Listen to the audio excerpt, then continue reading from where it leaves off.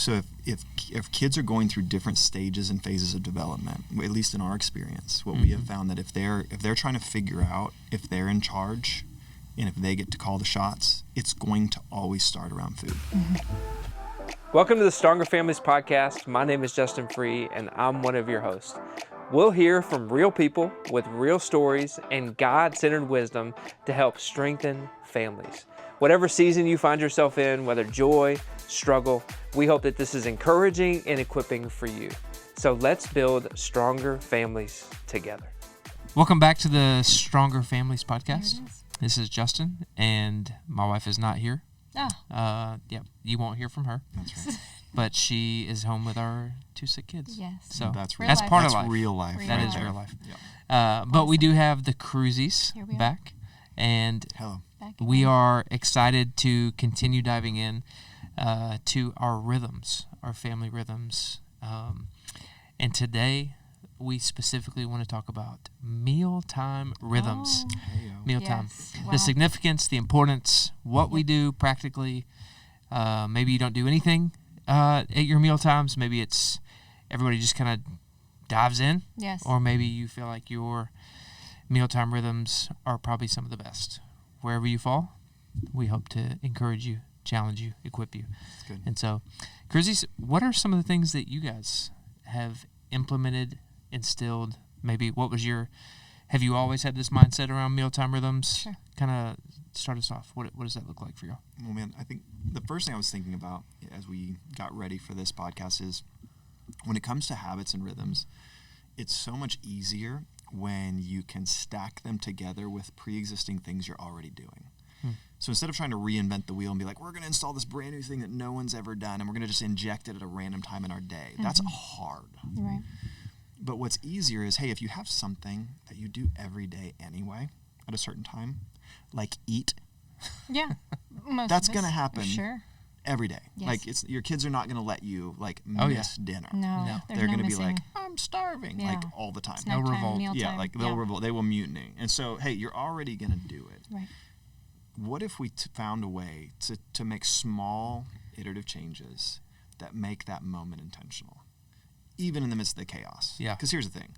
When you got a bunch of little kids running around, meals are going to be wild. Yeah. So, this is my disclaimer before we talk about any of this, is meal times with 5 kids 11 and under are pandemonium. Right. Pretty much every time. Do you feel like this is one of the easier places to win? But if you don't have any rhythms instilled? Yes, this is one of the places that I would say get started here. Yeah. And so every family looks a little different. No two families need to be the same. Right. But for us, we have felt like, hey, if we're going to win one of those meals and be intentional, it's dinner. Breakfast and lunch, they're going to happen every day. We're going to feed our kids, but they're not going to be wildly intentional. Really, with breakfast and lunch, our goal is to pray at some point before we consume food. And often, we're going to invite one of our kids to pray. Not every meal, but what would you say on that? How does that rhythm work for breakfast and lunch a lot of the time? I'm usually praying for breakfast, and then I'll have one of them pray for lunch. And then, it's mostly I am going to be intentional about connecting with them and talking with them. And then, we don't have screens. So I think that would that's be, a big part. Yeah, I think no that screens. those are kind of, what we're Yeah, what there's we're not a going TV for on. There's breakfast not, and and no lunch. one's on a screen. They're Yep. there. They're present. They're engaged, having conversation for sure. So if they are engaging in something like that, you shut it down. Yes. before we have a meal. Yep. So Yeah. so meals are important times relationally. Now the whole family is not together for every meal, but generally speaking, our goal for dinner is that as many dinners as we can a week, we're all around the table together. Yeah. May not be 7 nights a week, but I would say at least 4 or 5 nights a week we're going to be around the table at dinner together. And our primary rhythm at dinners are we do what's called our highs and lows. And so we've got a set of questions that everybody at the table goes through. Usually our youngest kid starts doing them around 3 or 4 with us. Before that, they are just a color commentator, as we would say, because they're just going to holler things out as we go around. Or repeat with them. Before them. High, low. They're just going to throw stuff out there, Yes, and then. So you just bypass them, or do you let them talk about it? Sometimes they get to take a turn, and then we'll throw things in, and But usually 3 or 4 is when we get invited into the family conversation. Yes. But basically, what we'll do is everyone will get an opportunity to weigh in on their high for the day. So, like, what's one thing that was the best part of your day? They'll talk about a low. Like, hey, what was something that was hard today? We want to create an environment where it's normal for our kids to be able to share hard things and be able to process something that was a struggle. Now, at their ages, literally it might be like, hey, my friend fell down at school. Like, that was my low. Or I was hoping to get to do this one thing and we didn't get to do that. But it's still an environment where we want them to be able to talk about, hey, what was something that was hard today? Something that was kind. Like, everybody does a kind thing. Really, that's to make them aware of, hey, are we being mindful to be nice to people? Because literally sometimes our kids will be like, nope, didn't do one kind thing all day. And we're like, okay, your goal tomorrow is to do at least one kind thing to someone, really anyone, all day. Because if you've gone all day and can't think of one kind thing, we have another issue at hand. And so, it's just that mindfulness. Hey, what's something kind you did today? Or a sibling will think of something. That's true. If they can't think of something, they'll say, well, you helped me with, and so it's an They'll get to opportunity brag for a on kid that. to shout out somebody else who's doing a kind thing. And then the next one is thankful. Man, what's something you're thankful for? And that, of all of these, it's one of the most important, because if you can't think of one thing you're thankful for, we're having trouble. And so that thankful thing is a big deal. Like, what are you thankful for? And so giving everyone a chance to be like, man, I'm thankful for Mama making this yummy meal. Or I'm thankful, sometimes simple, like, I'm thankful for the sunshine today. Like, okay, if it was a hard day, you can still be thankful it was sunny today. Or you can be thankful that you get to see Grammy and Papa tonight. So thankful thing. And the last one is a God moment. And not everyone's going to have a God moment every single day. And that's okay. It's not forced. It's not like you have to manufacture this sermon it's like, and it can be as simple as, man, I was praying this morning and I just felt like God encouraged my heart. Or, man, I was reading the Bible this morning and I thought it was really cool how Jesus said this when he was talking to Peter. It's super simple. But that's an opportunity for everyone to have a chance to have a God moment. Like, where did you see God show up today? Do you feel like that age, 3 or 4, is the same time that they start contributing to something that... Usually we give them the opportunity to answer the question, but a lot of times that's not going to take root to have substance until they're 6 or 7, but it's still getting them in the pattern. I mean, Obi, who's 4, he'll be like, my God moment is I went to school and I saw Joel. Yeah, exactly. And, like, we just listen and we nod. Like, we're not going to correct him. Brother. Yeah, but like we let them get in the rhythm. That's really good. Like, at 4, most of his answers don't make sense most of the time. Yes. And that's okay. Yes. It really is okay. That's good. But they're learning. So we're like, thank you so much for sharing. Yeah, exactly. We affirm it, we encourage it, and then we move on. Because the goal is to get them used to, hey, I'm a contributor at the table. I have a voice here. Because half the lessons are not in what they share.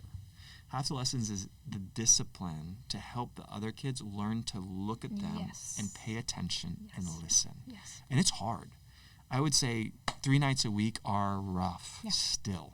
And we've been doing this for 10 years. Yeah, it's a learned behavior. It's a learned behavior to be able to sit and eat while looking at someone else who's sharing and actively give them your attention. Like, that is hard for them. And sometimes we ace it, and sometimes I just give up, and I'm like, well, we got halfway through, and we'll try again tomorrow. We'll try it again tomorrow. I feel like that's hard as a 37-year-old. Exactly. Correct. That's correct. When does that We're stop? We're going to have you over for dinner. That's right. So this is just, Justin, you're going to hear me say this. I'm here. Make eye contact. You're going to hear me say this in a lot of areas. This is just one of the areas we've just chosen to be lovingly relentless. We're just going to keep doing it. And it's not every single night. There's nights that we do something different. We change it up. But most of the time, this is our rhythm at dinner. And it's just been fruitful. There are some nights where it's really special. And then there's some nights it was like, that was terrible. And we'll do it again tomorrow night. Or if we're worn out and we sit down and we just start eating, the kids will be like, are we going to do our highs and lows? They remind you. Prompt, they'll be like, hey, this is, are we going to do that? 'Cause that's we're what not doing our thing. Right. The thing I love about the way y'all are talking about this is it's not as much about what you're doing as much as it is about doing something. Yes. And I think the focus is, and this is where I even feel challenged. We do a question of like, ours are 4 and 2, so obviously ours are at the very beginning stage of the ones that would contribute significantly to the conversation. That's right. But the one thing that we have not added is the God conversation. And we bring in scripture or kind or depending on how the conversation flows. But one thing I love about how you've highlighted this is it's significant in doing something, but in these tiny moments, it's this continued conversation about what is God up to, what is he doing, and really this is how we disciple our kids. And I love that the way you've communicated about it. We don't do what you do. There may be families that do way more than what we personally do, closer to what you guys have already started doing. But there may be families that have not done anything. And I love that really it's just the start. So if you were to say, "Hey, start here," what would you say? What's the 1% shift? If they're not intentionally praying together before the meal and like actually praying, I would say that'd be a great place to start. Yeah, just holding hands and bowing your head and talking to Jesus a little bit before the meal. If that's not a part of it, I would just. And who should pray? Does it matter? I would say either one of the parents, and then as that's built into a rhythm, I would invite the older kids into it. Praying out loud is very uncomfortable for most people. But I believe if you can create an environment where it's normal and your kids get to do it, eventually they'll be like, oh, this is just what we do. And it won't be uncomfortable. It won't be intimidating. But we've had to work at that for years. Of Angela on the way to school with them, inviting them to pray out loud with their family. And so, it's a muscle. And so I just think it's an easy 1% change is if that's not happening, just start doing that and then invite your kids into it. And what would you say, how has this impacted the rest of their days? Or how have you seen this in each of your kids as they've gotten older? Just this simple step of doing it. Yeah. What have you seen? Yeah, as you're with them most? I think, too, we look at the statistics and it's staggering for what happens inside of kids when dinner is huge, especially. But when you're sharing mealtime around, you're sitting at the table, I think a lot of families, like, it's just kind of a lost art. I see there have been seasons when we haven't been able to do it as much. My kids are much more out of control. I just feel like there is a bit of security that's lacking in them because this is like one of those staples. I think it's also because Aaron is so intricately involved in that rhythm, and we've talked about the father's role and how huge it is. And so when he's leading strong in that area and like, because we've talked about we don't spend the whole day together, and so this is their moment. Like they get to sit with Dad and eat, and it really does change even in their behavior. I notice it.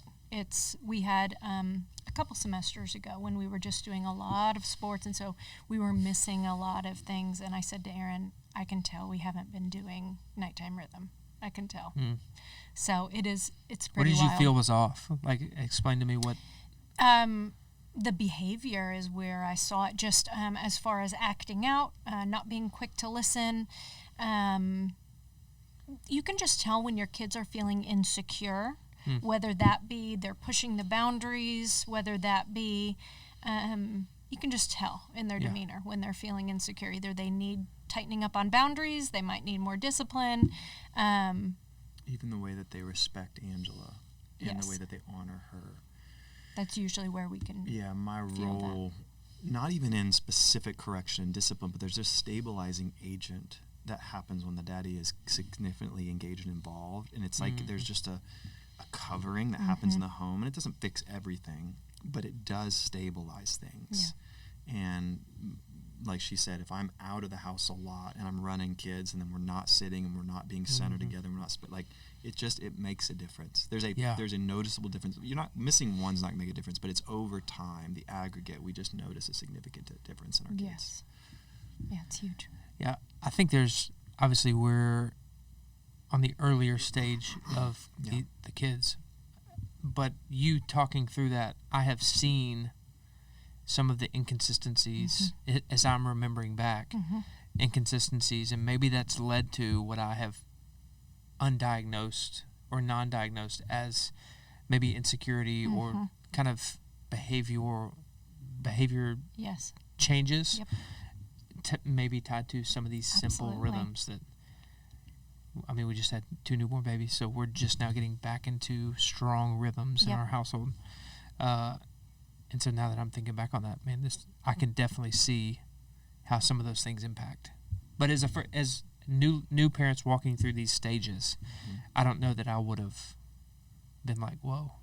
It's not that they're like, our 4-year-old isn't just crazy and semi-psychotic at 4 till 6. Right. Well, and some of those personalities, especially the Denvers and the Evvies, and they need more structure. They need more, this is that consistency for you guys, right? Where it's been like, no, these are still the rules. And he's like, are you sure? Yes, they're still the rules. And so what it does for them, for those strong personalities, I mean, it's invaluable to have these things in place. They know it's going to happen. It's predictable. Oh, yeah. It's consistent. It is constant. So I think it's huge, especially for those personalities that, it's like those thunder vests Yeah. where it's like, I thought you were going to say straight jacket. Well, straight jacket. That's what I mean. And here's Thunder jackets. Here's the other piece of that, and this is probably a whole nother episode at some point. But here's what I would say: if there's a place that young children are going to test the most, it's around meals. For sure. So if kids are going through different stages and phases of development, at least in our experience, what we have found that if they're trying to figure out if they're in charge and if they get to call the shots, it's going to always start around food. So they may eat one food super consistently for 2 weeks and then just randomly decide, you know what? I hate green beans. We're like, you've eaten green beans every night for a month. They're like, I hate them. I've never liked them. These are the worst things I've ever eaten. Yes. I'm not going to touch one, and I'm going to throw all these on the ground right now. Yes. And so I say that because ultimately there's a choice to make around meals. And like I said, this is a further conversation. But the stabilizing agent is the parent saying, hey, listen, food is an area that we care deeply about, and we're going to share meals together, and we have strong conviction about us eating the same foods together and being willing to eat anything put before us. And so there's a big conversation there, but just that of them testing and trying to find out, hey, am I in control here? Do I get to call the shots? Like, especially mom and dad being of one accord there and being aligned and being lovingly relentless even in that area around meals actually stabilizes everything outside of the meal, because even though they don't love it and they're going to push back and they're going to fight it at different periods of their development, it's actually the very thing their heart needs to go, oh, okay, I'd like to be in charge, but I'm not in charge. That's actually what my heart needs. Like, they don't know that. It's not audible, or it's not even something they're mentally aware of, but it actually settles them down to go, okay, I'm not the boss. Right. And that's I know I shouldn't be deep down, even though they kind of want to be. Hasn't Denver ever told you that? Thank you so much We- that I'm not the boss. You are the boss. No, he's never said that. And it makes me feel better. No. Emily's never said it either. I shouldn't talk like that. She's not here. Of course. We all I'm know sorry. who's in I'm charge. sorry. We all know who's in charge. Of course. No, that's really, really good. Yeah. And I think it's not just like, no, mama made this, you're going to eat this food. There's a deeper Heart behind it. longing for who's in control. And I love that you did that. So let's wrap this up. Weekly challenge. The weekly challenge this week is plan one night this week where you and your family will sit down at the table to eat together and ask an intentional question. That's a great challenge. Ask an intentional question. Could be any of the ones that we said. Yep. Could Or be a one that different you one. make up. That's right. It does not matter. Yeah. Get talking, get to the table, eat together. That's so good. Awesome. Yep. Y'all have a great week. Thanks for tuning in. See ya. See you next time. Thank you for joining us on the Stronger Families podcast. If today's conversations encouraged you, helped you, equipped you, we would love it if you shared it with another family. We look forward to seeing you again soon. And remember, let's build stronger families together.